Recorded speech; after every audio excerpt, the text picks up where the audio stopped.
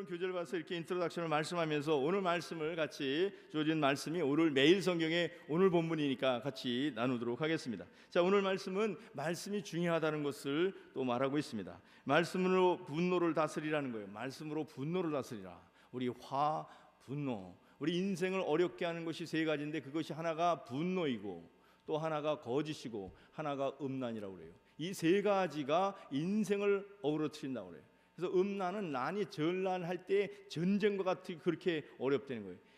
그래서 우리가 여기 생각할 때 이 분노라는 것은 자기 자신을 태워버리고 망하게 한다면, 거짓은 하나님과 앞에 불순종하게 되는 것이고, 이 음란이라고 하는 것은 가정과 공동체를 폐하는 것이에요.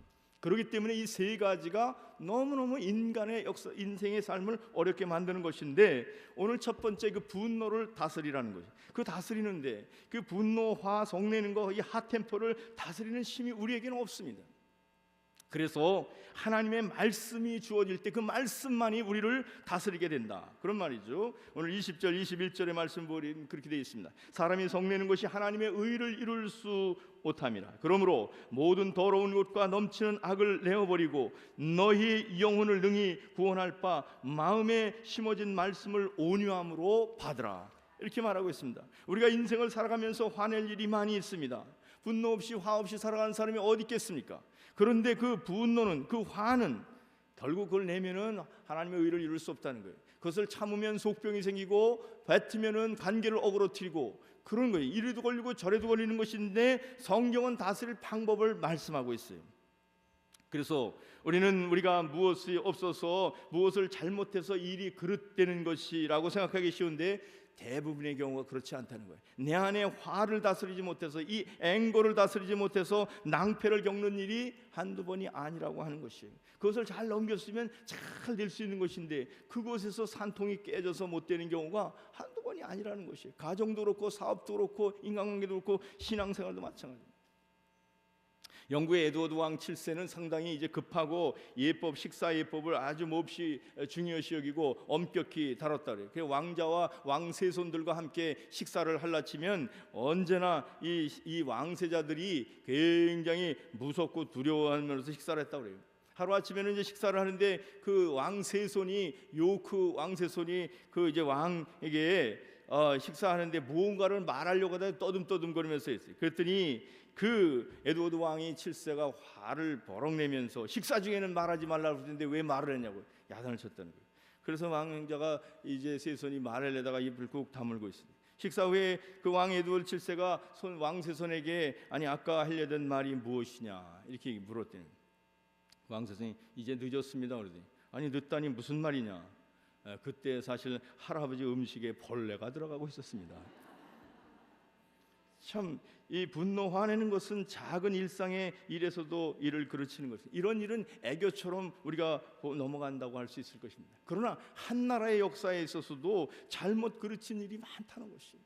역사의 왕들이, 대통령들이 잘못 그릇된 정책을 해서 분으로 또 그것을 해서 얼마나 어렵게 하는지 몰라요. 우리에게는 좀 다행한 일이지만 히틀러는 굉장히 핫템포의 화를 내려는 사람이었다고 그래요.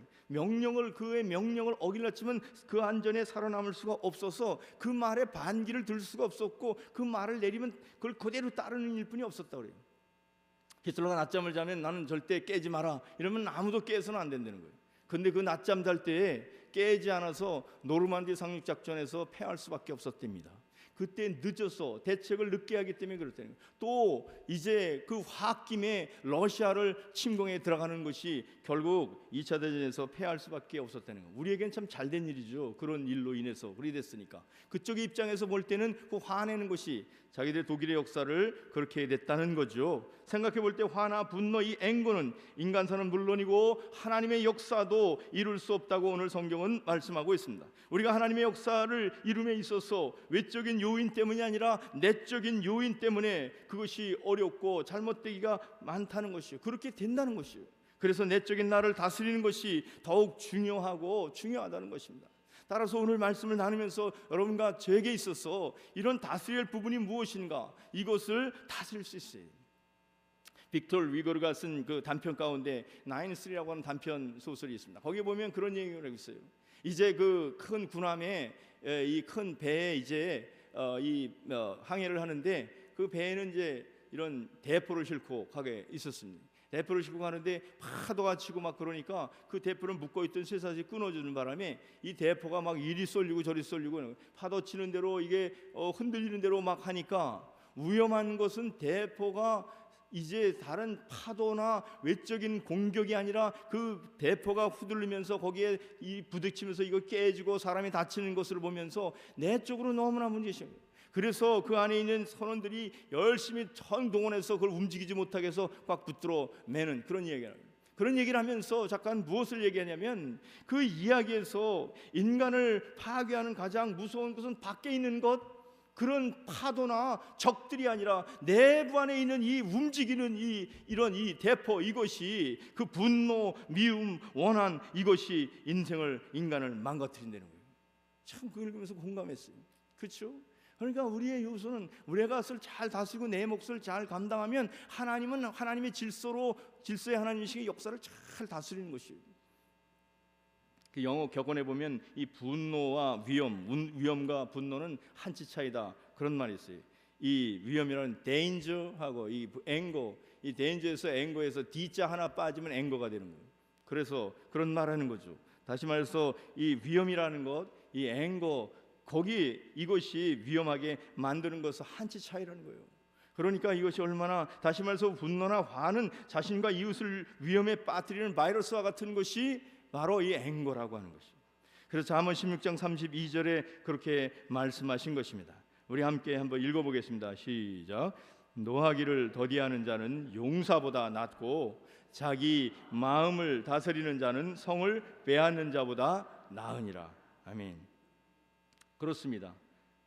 성을 빼앗는 것보다 자기를 다스리는 거죠. 그렇다면 어떻게 나 자신을 다스릴 수 있을 것인가?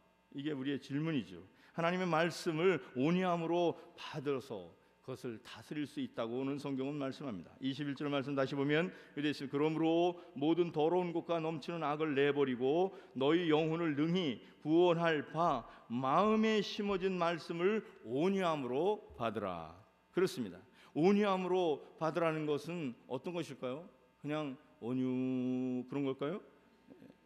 그런 말씀이네요. 이 말씀의 의미는 겸손하게 하나님을 받으라는 거예요. 내게 바더가 되고 내게 맞지 않는다 하더라도 그 말씀을 그대로 받으. 그래서 영어 성경에 보면 humbly accept the word, 하나님의 말씀을 humbly, 겸손하게 받으라는 거예요.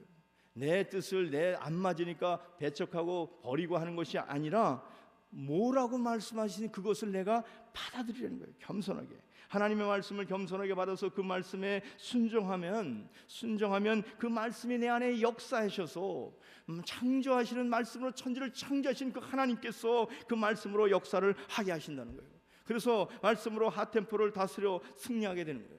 바라기는 저와 여러분이 하나님 말씀으로 우리의 분과 화를 다스릴 수 있기를 주님의 이름으로 축복합니다.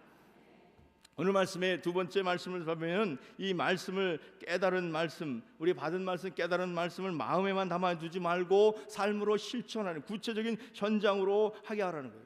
말씀을 들은 것은 구체적으로 실천하고 적용하기 위해서 주어진 말씀이에요. 그러니까 그 말씀을 깨달았으면 그 말씀이 역사가 일어나고 변화가 일어나도록 그 말씀의 현장으로 나가야 된다는 거예요. 그래서 오늘 22절부터 25절에 있는 말씀을 그와 같은 것을 강조하고 있죠. 22절부터 보면 너희는 말씀을 행하는 자가 되고 듣기만 하여 자신을 속이는 자가 되지 말라. 행하는 자가 되는 거예요.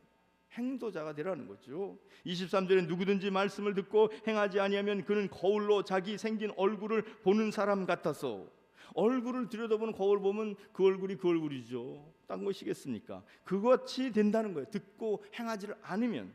24절에 제 자신을 보고 가서 그 모습이 어떠했는지를 곧 잊어버리거니와, 25절 자유롭게 하는 온전한 율법을 들여다보는 자는 듣고 잊어버리는 자가 아니요 실천하는 자니 이 사람은 그 행하는 일에 복을 받으리라. 행하는 자가 복을 받는다 그랬어요. 얼마나 중요해요. 제가 신학교 다닐 때 R.A. 토레이 목사님의 그 글을 읽고 은혜된 적이 있어요. 성경을 번역한다는 것, 성경을 제대로 번역하고 완벽하게 번역하고 참되게 번역하는 것은 어떤 것일까? 원래 헬라어 이 그릭 성경이 이제 영어로도 독일어도 한국말로 다 번역되지 않습니까? 그런 건데 그것을 잘 번역한다는 것은 무엇인가? 그런 걸 그렇게 얘기했어요. 하나님의 말씀을 자기의 삶에 옮겨놓는 번역이 가장 잘하는 번역이라고 그랬어요. 그렇죠? 하나님 말씀 내 삶에 적용해서 역사가 일어나게 되는 것, 변화가 일어나게 되는 것, 능력이 일어나게 하는 것, 그것이 제대로 된 번역이라는 거예요. 정말 맞는 말씀이라고 할 것입니다. 요한계시록 1장 3절에 그런 말씀을 하고 있습니다. 요한계시록 1장 3절의 말씀도 같이 한번 읽어보시겠습니다. 이 예언의 말씀을 읽는 자와 듣는 자와 그 가운데 기록된 것을 지키는 자는 복이 있나니 때가 가까움이라 그랬습니다.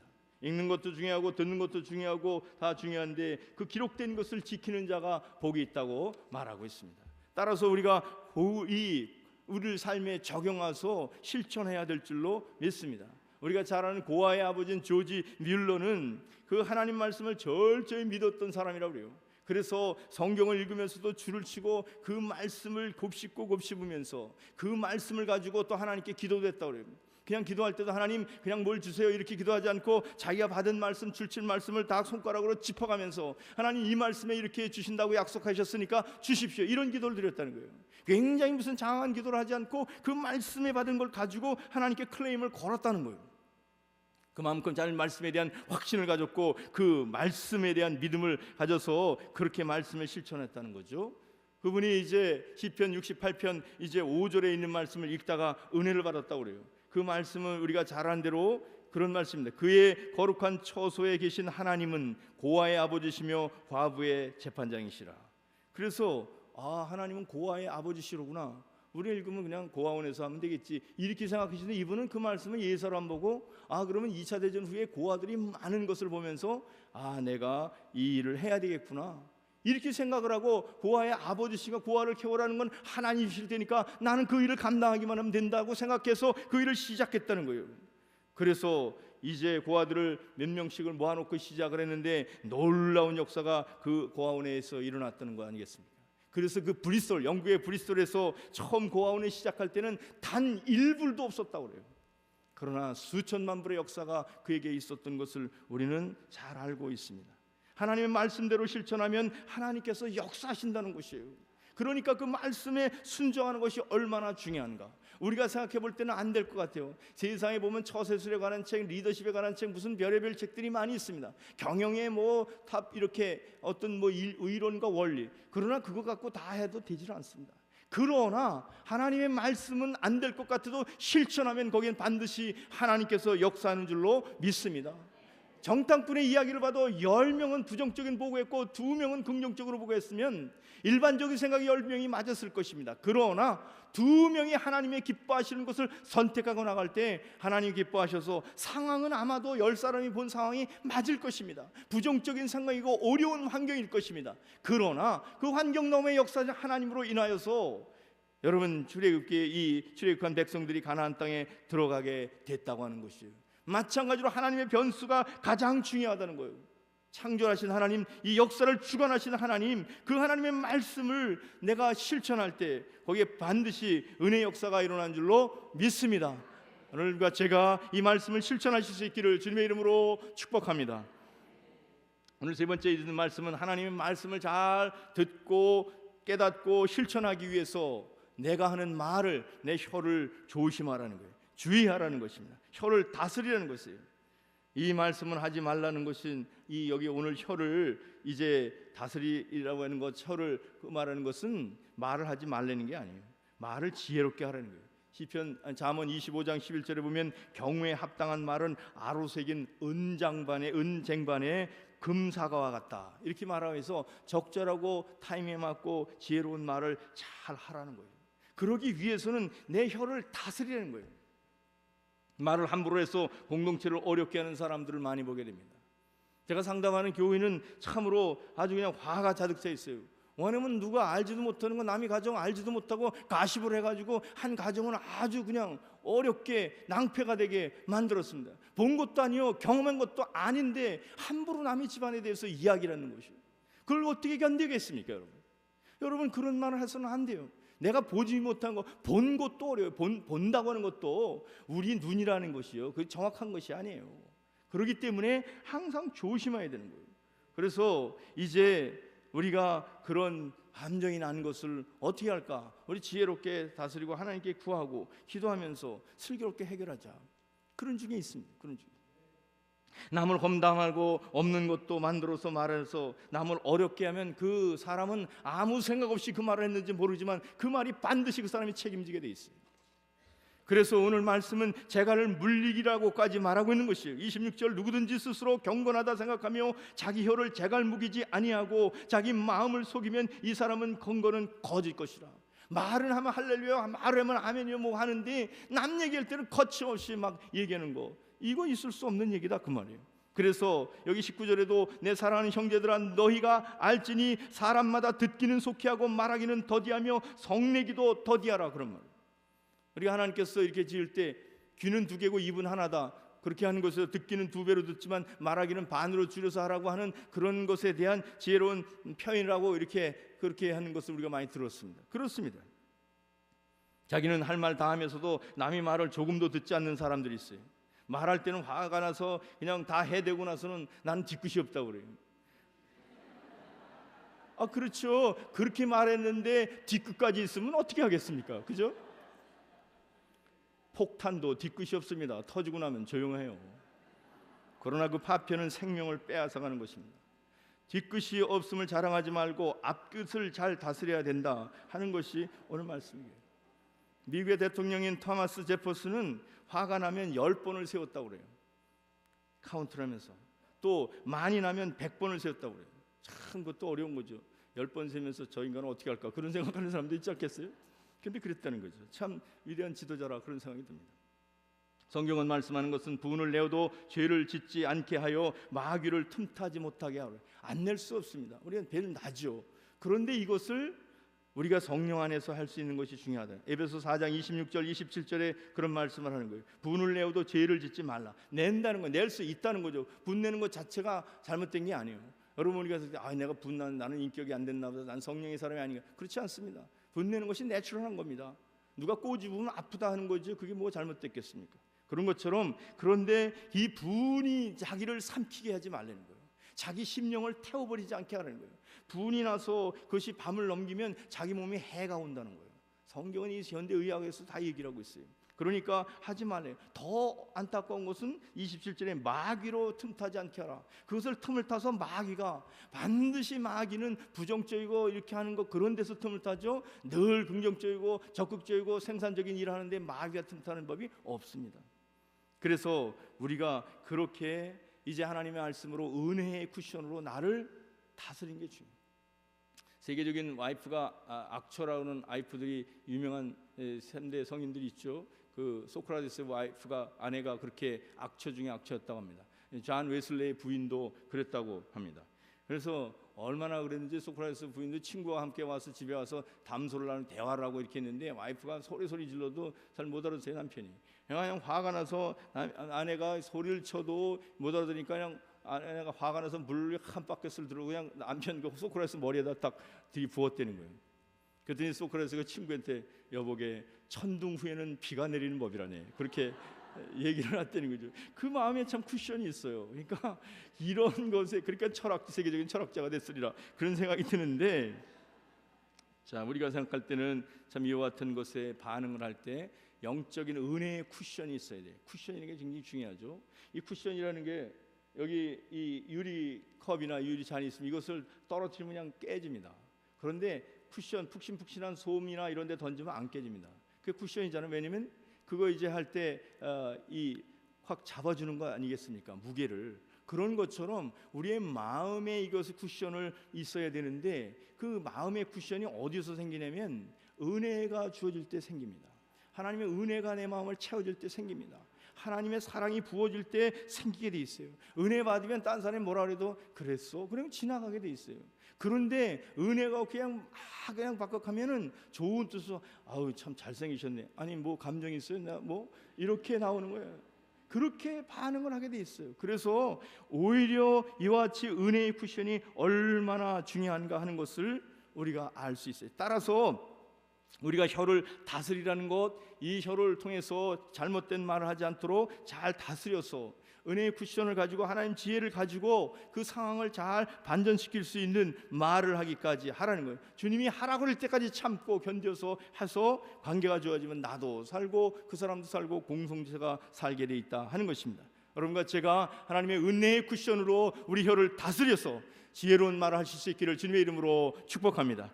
오늘 여기 마지막으로는 우리가 약한 자를 정말 자기를 지키라고 그랬는데, 그 지킨다는 것은 뭘 해서 지켜지는 것이 아니라 오늘 여기 참 약한 자들과 가난한 자들과 환난 중에 있는 자를 돌봄으로써 삶의 일을 그것을 하라는 거예요. 그런 사람들에 관심하면 내 시간이 딴 데 쏟을 수 없어요. 남에 가서 가시평할 시간이 없습니다. 남을 도와주고 고아와 과부와 환난당한 자를 돌아볼 때에 무슨 시간이 여력이 있어서 한담을 하고 가시평을 하겠습니까? 가십하고 나면 뭐라는 사람은 시간이 남아도록 있기 때문에 그래요. 그런 분들은 교회로 오세요. 제가 일거리를 다 드릴 테니까. 그래서 하나님의 일을 열심히 하다 보면 문제가 되지 않는다는 것이에요. 그래서 그 일을 할 때 하나님의 뜻에 맞게, 내가 하는 목적으로 하는 것이 아니라 하나님의 뜻에 맡겨야 돼. 아프리카로 선교한 선교사님이 가서 보니까 이제 그 아프리카에 뭐 채소들도 별 많지 않고 과일도 없더라는 거예요. 그래서 자기가 이제 미국에서 이제 나무, 이 파인애플 나무를 100그루를 갖다 심었답니다. 100그루를 다. 그래놓고 심고 이제 3년 동안 그 열매가 맺히는데, 열매가 맺혔는데 그만 원주민들이 밤에 와서 다 따가더라는 거죠. 그래서 너무나 속상해서 화가 나가지고, 이 사람들이 내가 얼마나 당신들을 진료소에 치료를 해주고 다 했는데 이렇게 나쁜 짓을 한다고 오늘부터 진료소를 그냥 클로즈 한다고, 진료소 닫고 아무것도 안 도와주고 그랬다는 거예요. 그렇게 며칠 지나니까 마음이 이렇게 좀 가라앉아서 내가 그래도 다시 한번 해봐야지, 사람들이 몰라서겠지 하고서는 또다시 그 파인애플을 잘 심었답니다. 또 3년이 지나서 이렇게 소출하게 됐는데 또 원주민들이 다 와서 다 도둑해 갔다는 거예요. 너무나 화가 나가서 이제는 내가 화를 낼 게 아니라 하나님께 기도를 해요. 하나님, 난 도저히 안 되겠습니다. 이 사람들을 어떻게 해야 할지를 모르겠습니다. 하나님께서 알아서 하십시오. 나는 도대체 이 원주민들의 파인애플을 줘야 됩니까 말합니까? 주려면 다 줄 거고 하나님 뜻대로. 그랬더니 주님께서 그들을 섬겨라 그러시더라는 거예요. 그래서 마음에 그것을 나눠주면서 그들을 섬겼더니 오히려 그들이 열심히 농사하고 그 공동체가 살아났다는 거예요. 이 일을 하는데도 내 목적대로 막 내 플랜대로 하는 것이 아니라 하나님의 마음은 그거 글러서 너 잘 먹으라는 게 아니라 그 공동체를 살리기 위해서 복음을 전하기는 도구로 쓰라고 그러는 것인데 자기는 그런 생각을 못했다는 거예요. 그러니까 우리가 일을 하더라도 그 일을 하는 거죠. 일을 함에 있어서 나의 어떤 히든 아젠다와 목적을 위해서 하는 것이나 하나님이 가난한 사람들, 약한 사람들, 고아들을, 환난 중에 있는 사람들을 돌보는 것, 그러기 위해서 그 목적은 그들을 위해서 하는 것인데, 그러다 보면 우리가 한담할 새도 없고 불평할 새도 없고, 그래서 나는 영적으로 은혜를 베풀어서 자기 자신이 지켜진다는 것이요.